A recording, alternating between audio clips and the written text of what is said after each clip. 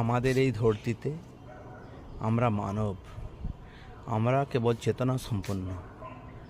আমাদের এই ধরতিতে আমরা যে জন্মগ্রহণ করেছি, একই মাত্র জীব যেটা নাকি মানুষ, মানব বলে আমরা পরিচিতি লাভ করেছি।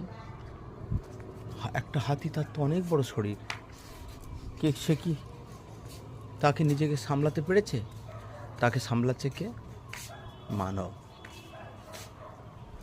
একটা চিঠি থেকে হাতি, একটা ছোট্ট মাকড়সা থেকে হাতি পর্যন্ত তাকে কে কন্ট্রোল করছে?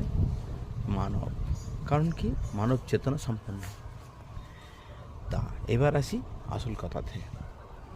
আমার ভিডিওটা যদি ভালো লাগে সাবস্ক্রাইব করবেন আর লাইক করবেন।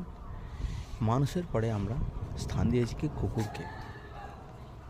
আপনি কুকুর, আপনি দেখুন, আপনি একবার দেখুন, আপনি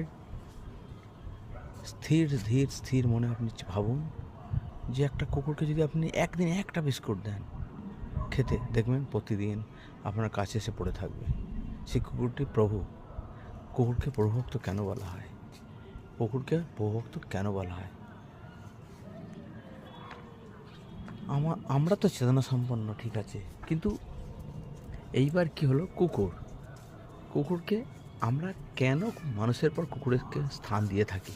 তাই তো আমরা সুরক্ষার জন্য কাকে খুঁজি? কুকুরকে।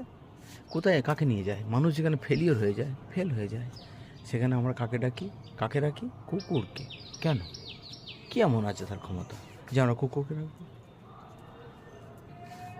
শুধু আমরা নয়, ভারতবর্ষে নয়, ঠিক আছে, আমরা বোকা, আমরা ঠিক মতন জানি না, আমরা কিছু জানি না, কিন্তু এই পৃথিবীর যত দেশ আছে, ছোটো বড়ো মিলিয়ে আমরা 600 দেশ দেখতে পাই, তাই তো?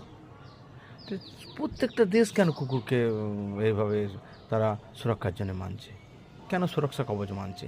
কেন এত টাকা খরচ করে তাকে আমরা মানছি? এটা আপনাকে বিচার করতে হবে, আপনাকে দেখতে হবে, আপনাকে ভাবতে হবে যে কেন, ক্লজ কী, এর ডায়াগ্রাম কী, ব্যাকগ্রাউন্ড কী? আপনি ভাবুন। ভুল করলে মানুষ না ভুল করবে, একটা দুটো ওই ভুল করবে, কিন্তু কেন এত কোটি কোটি মানুষ কি তারা কি সকলেই ভুল করছে? একটা দুটো মানুষ ভুল করতে পারে। হ্যাঁ, আপনি একবার ভাবুন। আপনি এই এত বড় চন্দ্র সূর্য পৃথিবী ধারা ভরা ধরতিতে একবার আপনি দেখুন, ভাবুন আপনি, এই 600 কোটি মানুষ কি সকলেই ভুল করছে? তারা কি কুকুরকে মানুষের পর স্থান দিয়ে তারা কি সত্যি ভুল করছে? খুব ডিপলি